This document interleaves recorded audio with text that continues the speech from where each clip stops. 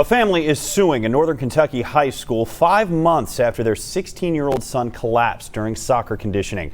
A part of their suit discusses emergency action plans. Our year-long project, Athletes at Risk, has examined EAPs, which is a piece of paper. But that piece of paper is supposed to outline exactly what should happen in an emergency.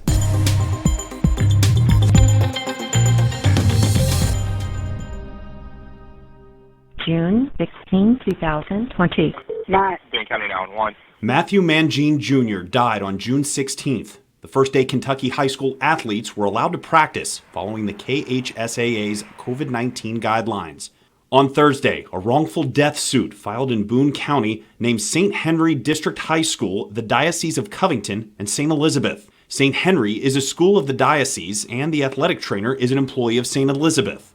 According to the coroner, the chief complaint was a cardiac arrest. An autopsy by the medical examiner ruled the cause of death undetermined.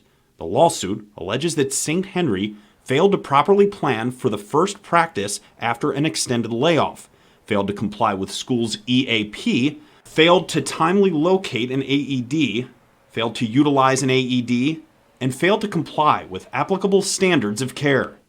As were reported earlier this week, Kentucky law does not require an AED. But the KHSAA, which oversees all high school sports across Kentucky, does require that one is accessible within 3 minutes of any practice or game. We want to get that AED on somebody as fast as possible.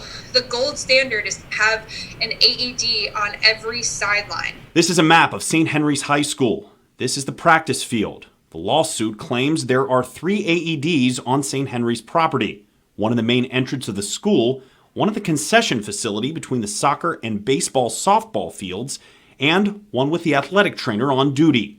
The lawsuit claims that no AED was on site at the practice, and no one in charge, including the head coach or the athletic trainer, brought to or used an AED on mats. St. Henry's EAP lists the head coach and athletic trainer as who would be in charge in case of an emergency, according to the lawsuit. If you get an AED on somebody within 3 minutes of collapse, their chance of survival is 90%. And this is nothing new.